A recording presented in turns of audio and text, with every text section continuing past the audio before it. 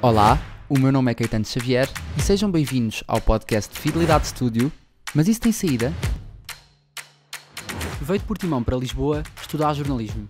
Entrou em Ciências da Comunicação na Universidade Nova de Lisboa e desde muito cedo que se apercebeu que a cobertura desafiante de notícias, um pouco por todo o país e mundo, era o que o motivava. Passou pelo Iraque, França, Espanha, Reino Unido, Alemanha, Sérvia, Estados Unidos, ainda agora com as eleições e muitos outros sítios.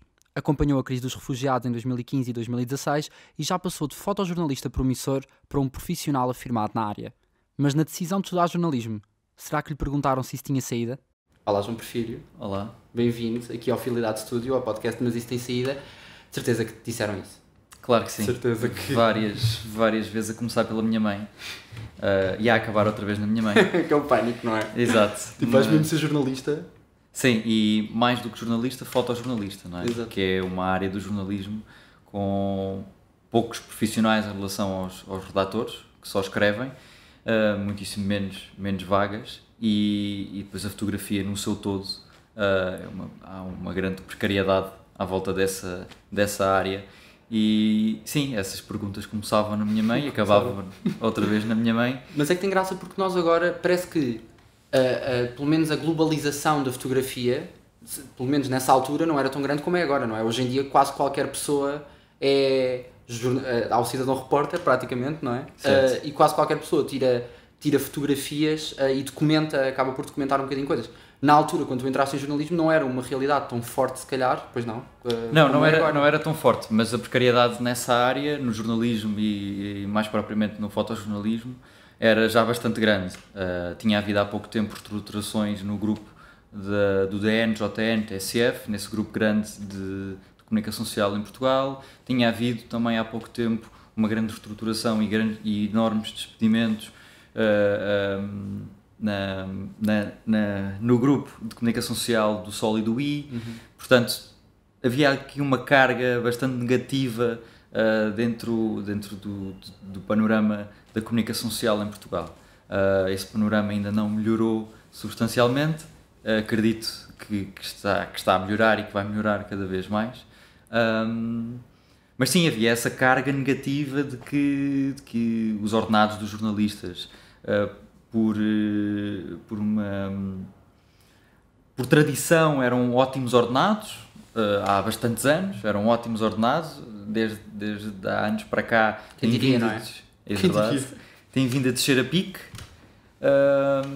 e eu concordo que os jornalistas tenham que ter bons ordenados, porque só assim é que se consegue ter jornalistas. Só assim não, mas uma das vantagens de os jornalistas terem ordenados confortáveis é que não permita que outros meios e outras pessoas venham tentar com dinheiro dissuadir algum tipo de jornalismo mais livre e independente. Exatamente. Tal como concordo que os políticos têm de ter ordenados bastante mais elevados que as outras pessoas, ou com outros empregos que não com um cargo público, porque os políticos têm que se sentir confortáveis no seu trabalho e têm que ser independentes e livres, e não podem ser coagidos com uma oferta aqui ou uma oferta ali. Não pode ser fácil desviar.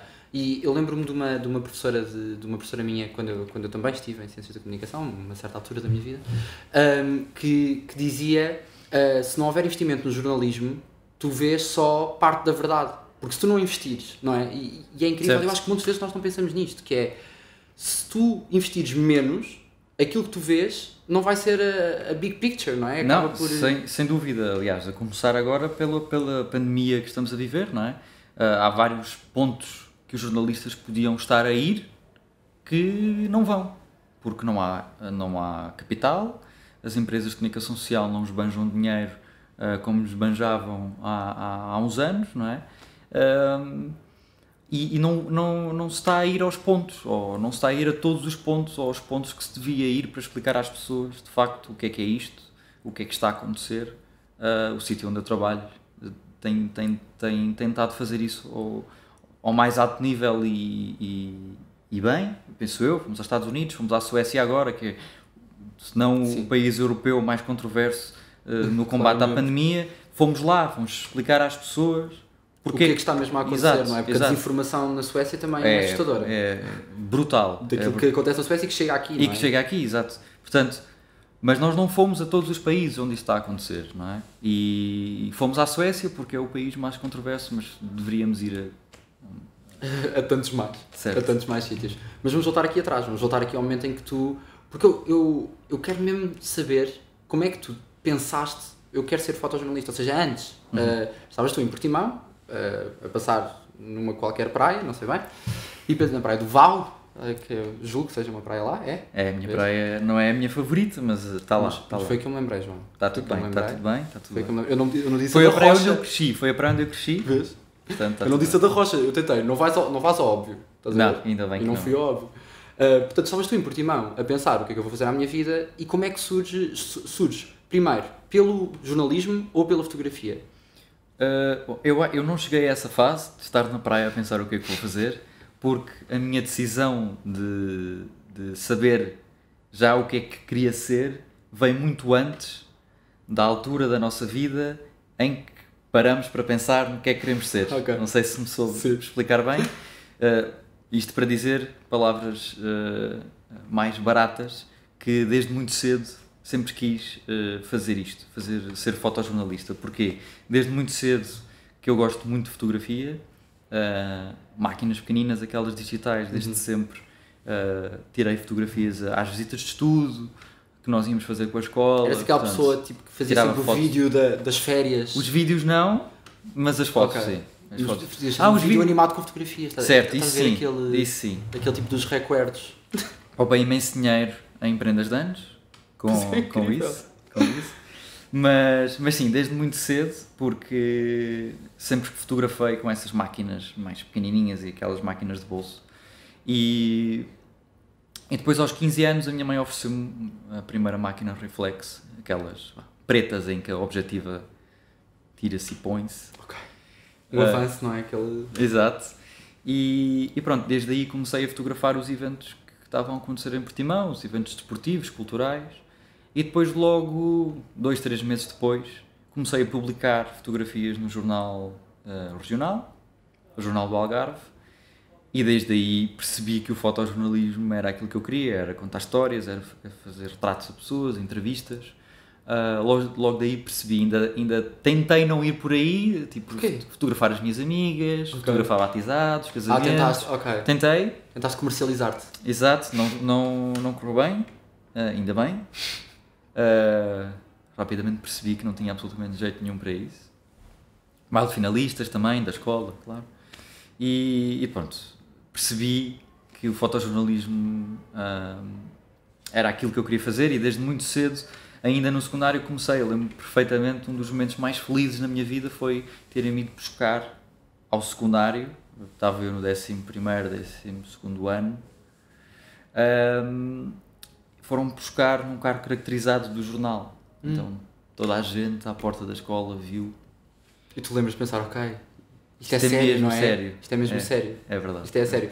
Mas tu, ou seja, achaste que essa altura foi crucial, claro, para decidires aquilo que ias fazer a seguir, mas ao mesmo tempo, ou seja, um leigo como eu, em fotografia, vai imaginar que para um miúdo de 15 anos que recebe uma máquina tem de estudar imenso, ou de alguma forma, foi muito pela prática, tu estudaste por ti, mesmo antes da faculdade e antes da ETIC, e já lá vamos, mas estudaste por ti a partir desse momento, ainda por exemplo no secundário, ou foi muito a fazer e a tentar? Não estudei.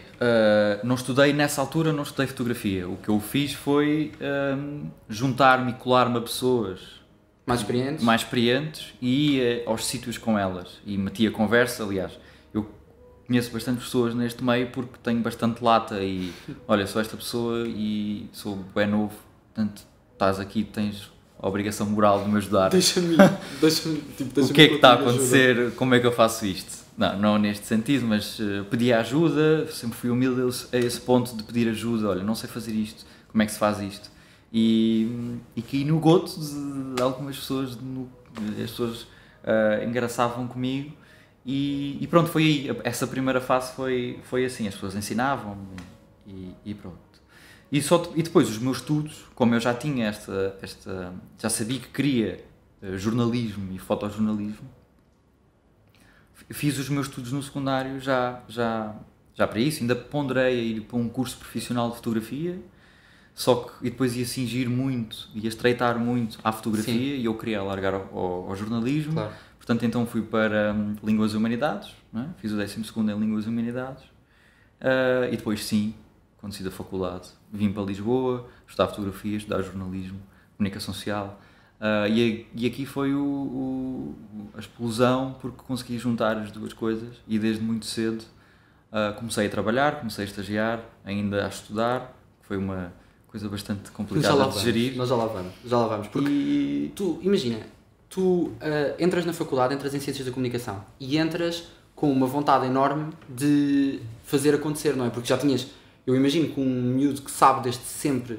que aquele é o teu caminho, quando chegas ali pensas, finalmente, não é? Tipo, cheguei, agora vou estudar aquilo que quero, agora vai acontecer. Depois correspondeu àquilo que pensavas? Nem por isso. Porque eu queria era fazer acontecer e mostrar que fiz, que o curso não me permitisse, não é? O curso não dá isso. O curso não dá tanto essa componente prática como nós gostaríamos que desse. E por isso fiquei um bocadinho, não desiludido, mas chatice, não é?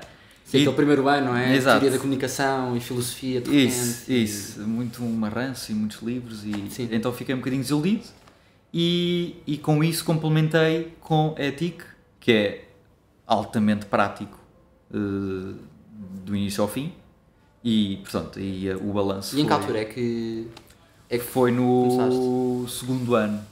Certo, portanto sim. Estás no primeiro ano, pensas, estou aqui na faculdade, isto está a ser um bocado teórico demais, segundo ano juntas mais um curso, não é? Porque uma pessoa que está a tirar um tira dois. Exato.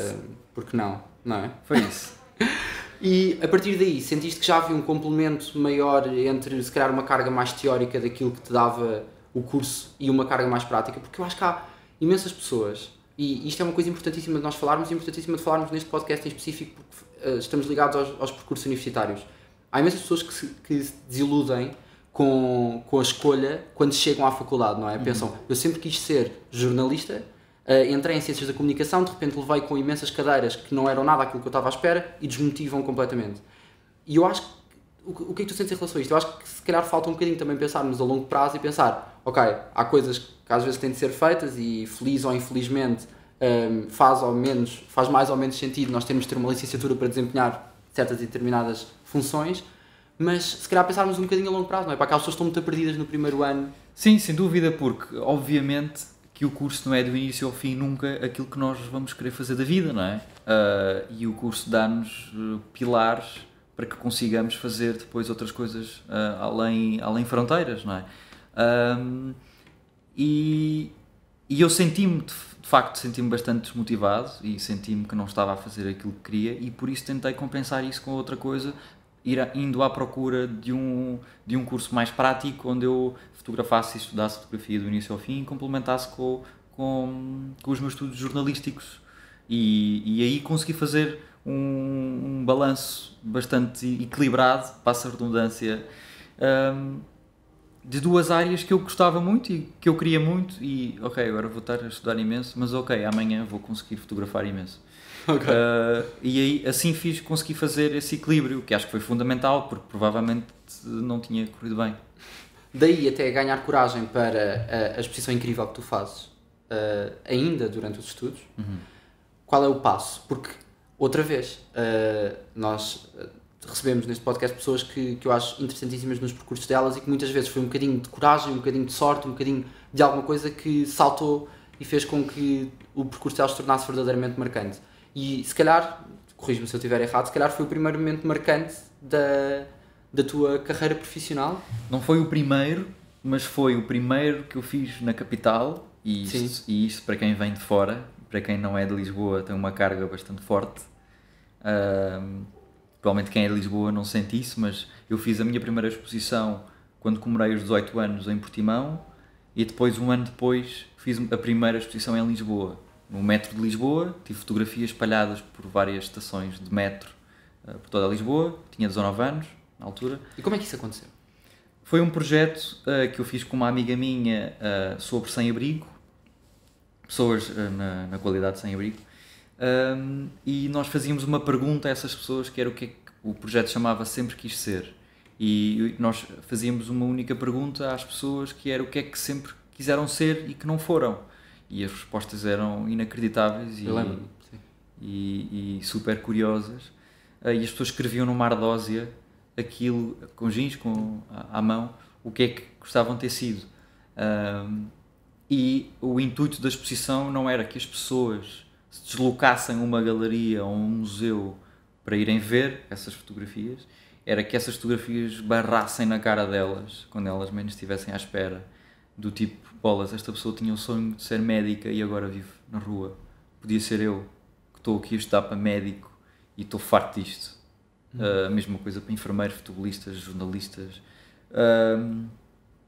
E a intenção era essa, portanto, o metro de Lisboa era o sítio ideal, porque onde passam milhares e milhares de pessoas todos os dias, as pessoas estão mais distraídas do que nunca, ou com a cabeça noutro sítio, e de repente esbarram com uma fotografia de uma pessoa a dizer que o sonho dela era que queria ser enfermeira ou médica.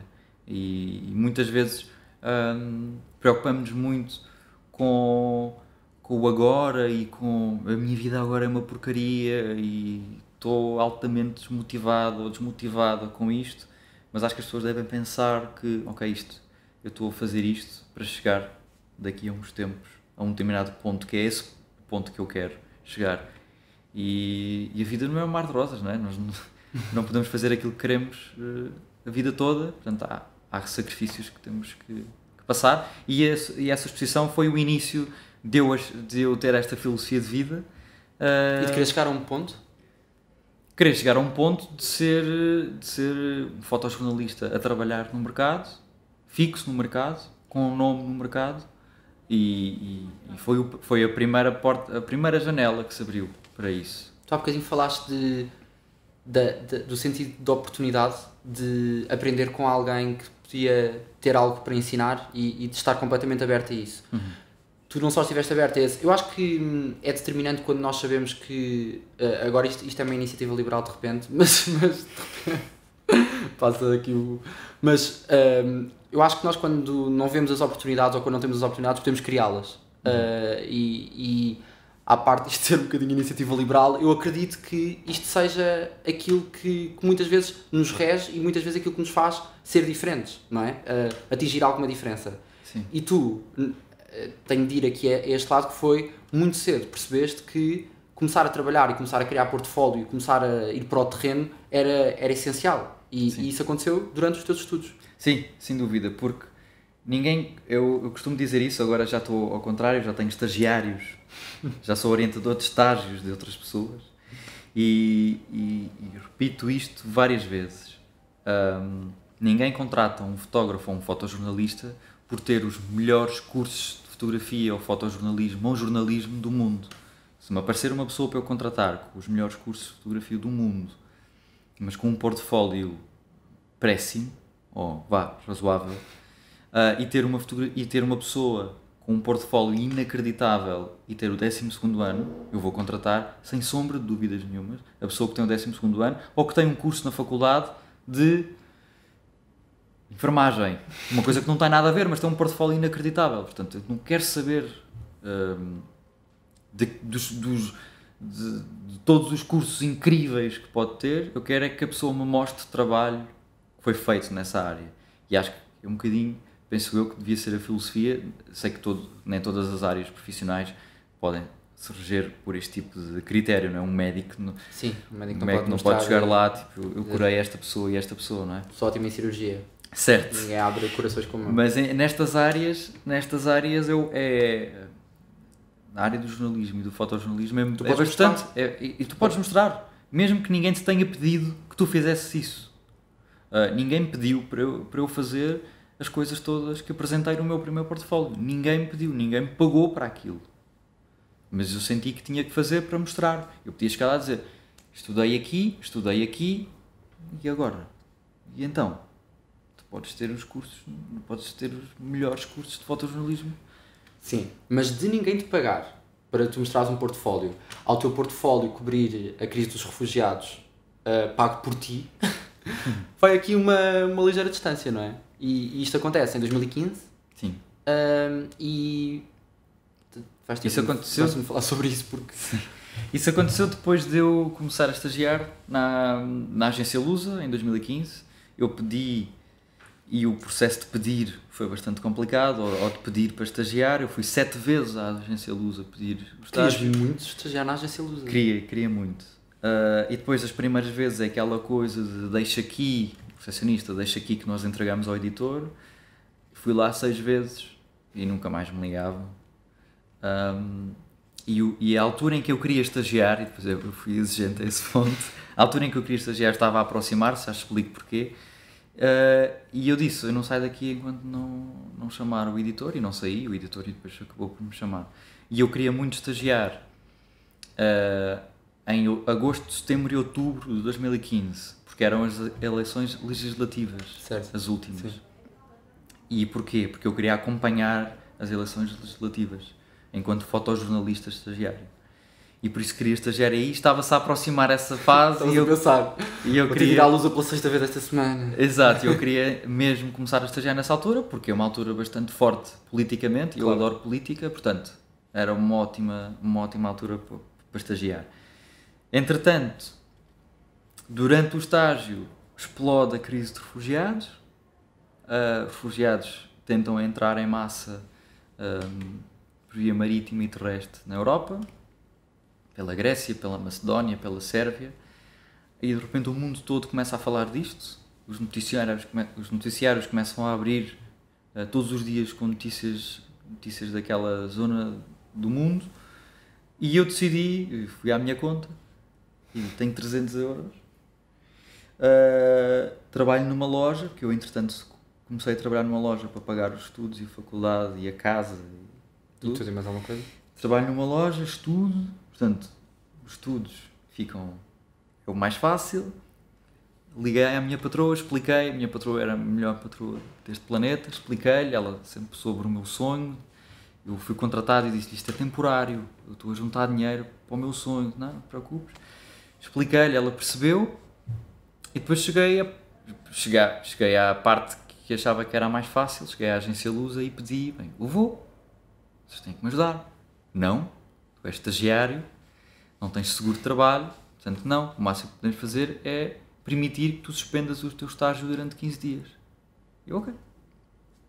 E isto numa sexta-feira, na segunda-feira apanho o voo para a Croácia, e depois faço Croácia, Sérvia, Macedónia, Turquia, Grécia, Áustria... E estiveste 15 dias? 14. E foram 14 dias claramente intensos? Sim. Não sempre sozinho, depois barrei com jornalistas de várias partes do mundo, incluindo portugueses.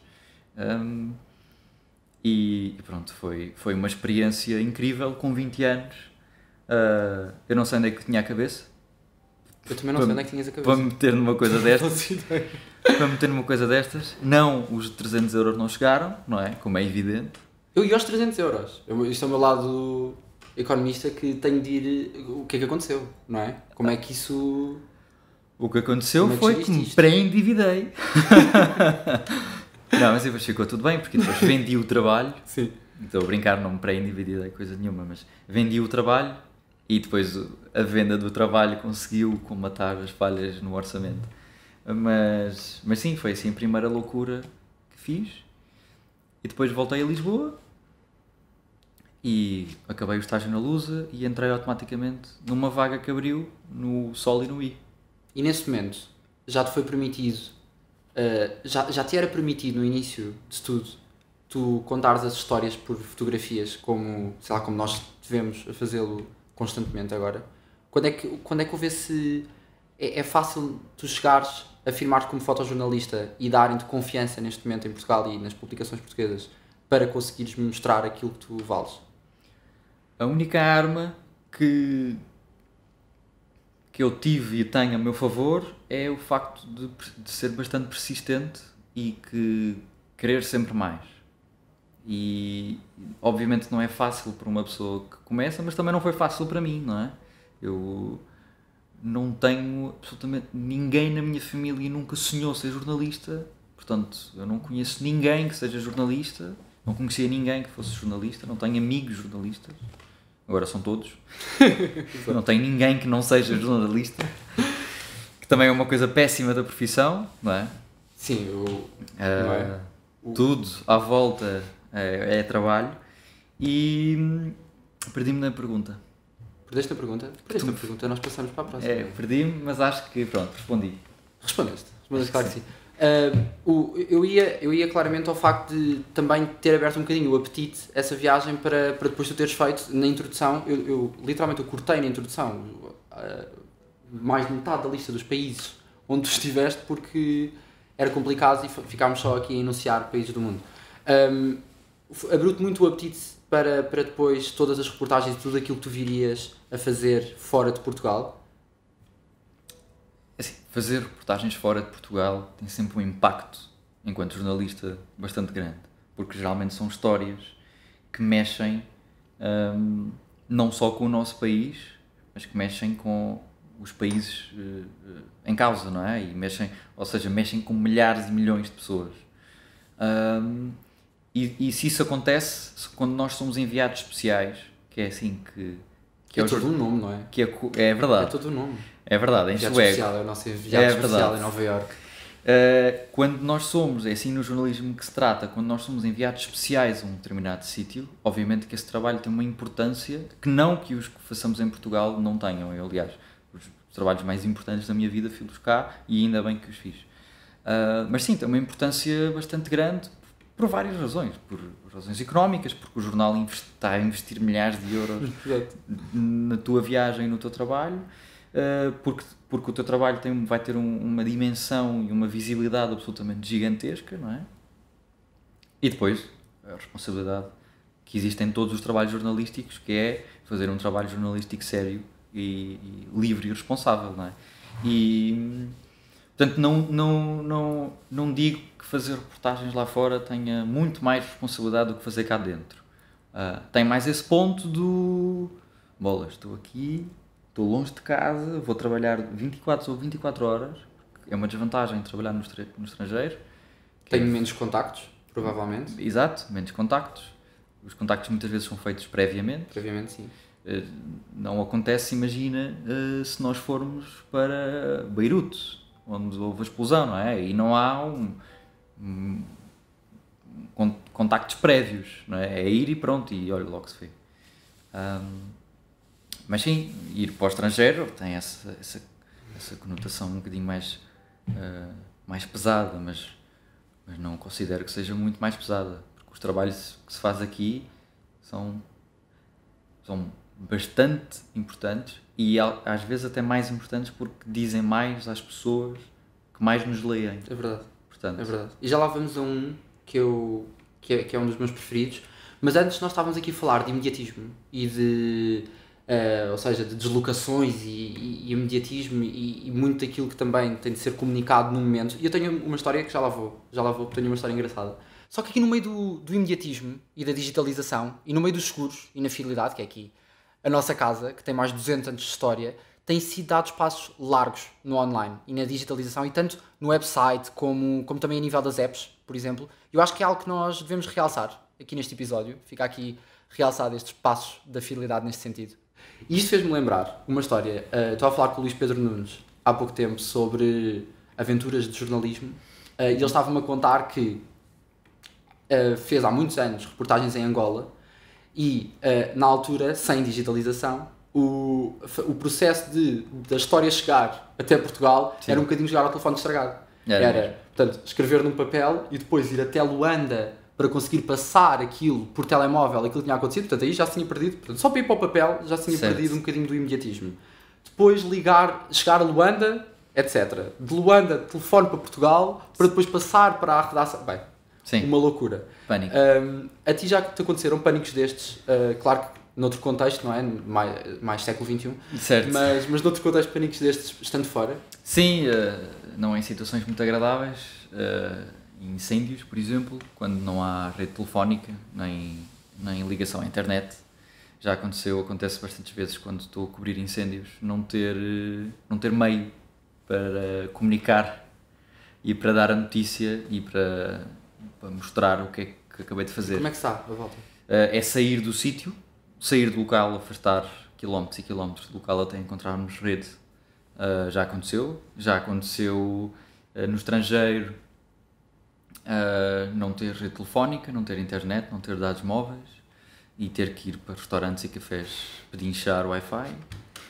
Já aconteceu isso tudo. Já aconteceu ficar sem máquinas fotográficas, partir máquinas fotográficas. Vou sempre com duas, é o que me safa. Já aconteceu assim algumas peripécias. Eu ia te perguntar uma das histórias assim, mais marcantes que tu tenhas.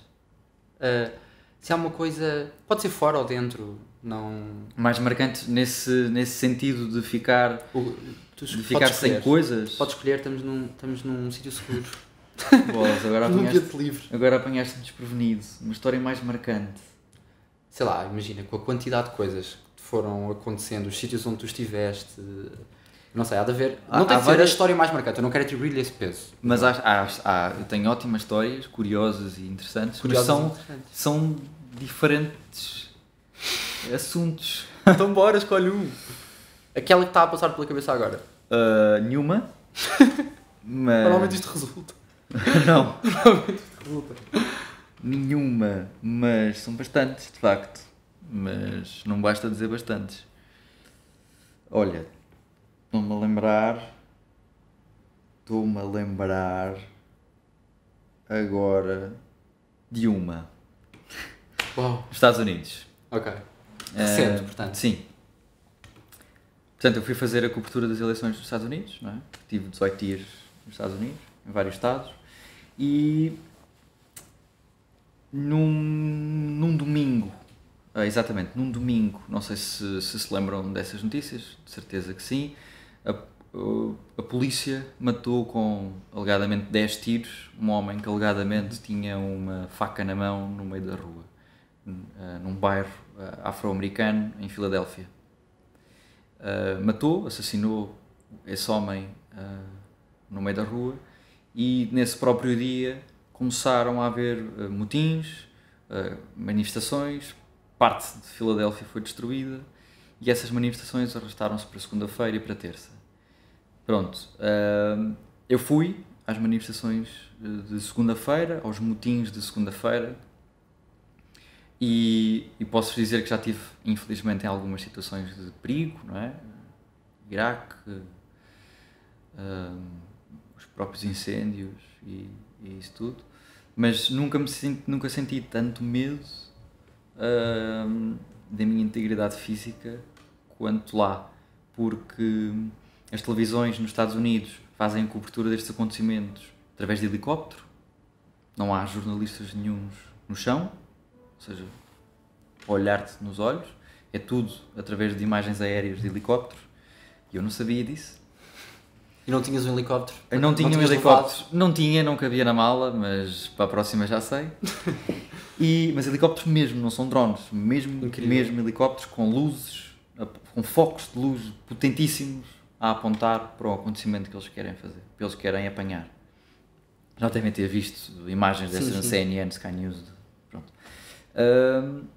E os motins o que é que são? Imaginem uma avenida extremamente gigante, com lojas, armazéns de lojas, e o que essas pessoas fazem são pilhagens às lojas, não é? Destroem as lojas todas, as lojas começam todas a arder, e antes de começarem a arder, são assaltadas e tiram tudo o que podem, não é? Eu vi pessoas a assaltar e a levar das lojas papel higiênico, sabonete, sabão para a louça, sabão para a roupa, detergente para a roupa, plasmas, MacBooks, máquinas fotográficas. Agora de repente faz mais sentido, não é? Portanto, mas Sabão, roubavam tudo. Sim. Roubavam tudo. É despejar para depois destruir. É, exato. E isso é bastante perigoso porque as armas são legais nos Estados Unidos, ou seja, as pessoas podem ter armas, não quer dizer que sejam legais. As pessoas podem ter armas e quase todas as pessoas que estavam nesse sítio tinham armas e empunhavam as armas para toda a gente ver que eles tinham armas. Porquê tu não saíste ali?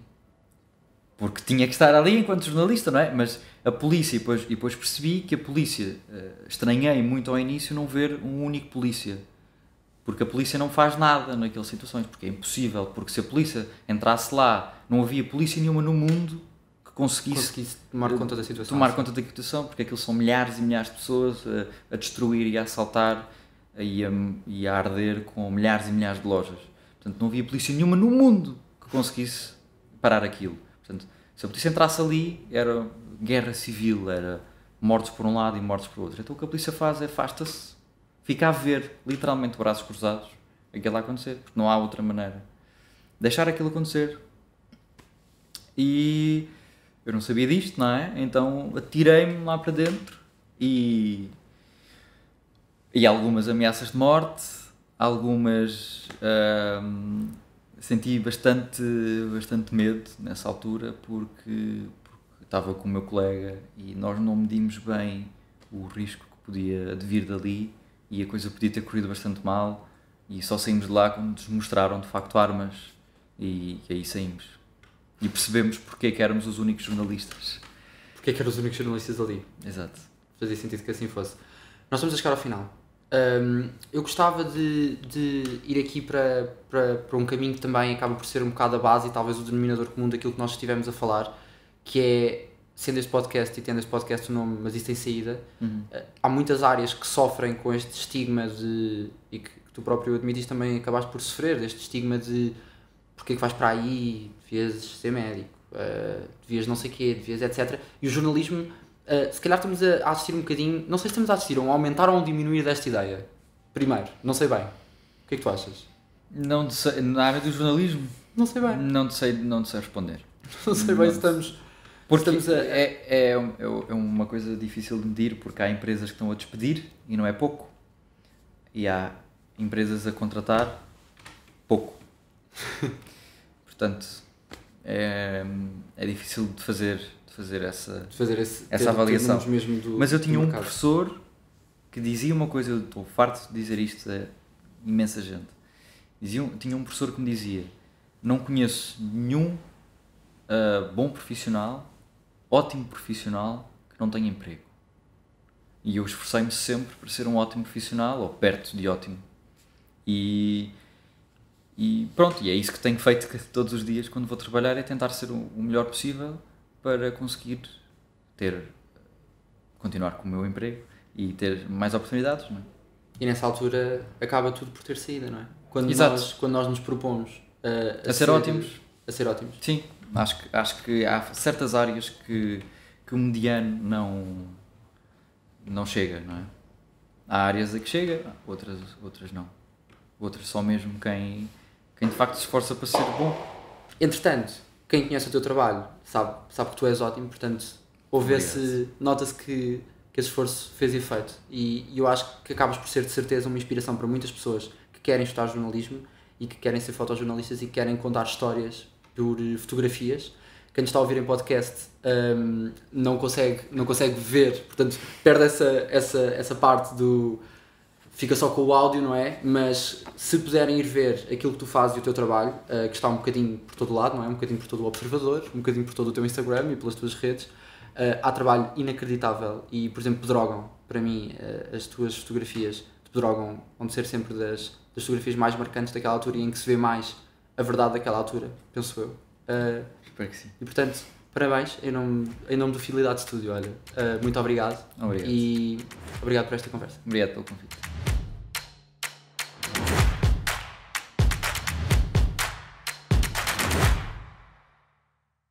Este podcast é apresentado por Fidelidade Studio, um espaço disruptivo localizado na Nova School of Business and Economics. Através da gravação de vídeos e podcasts, pretende aproximar as novas gerações ao setor dos seguros e da fidelidade.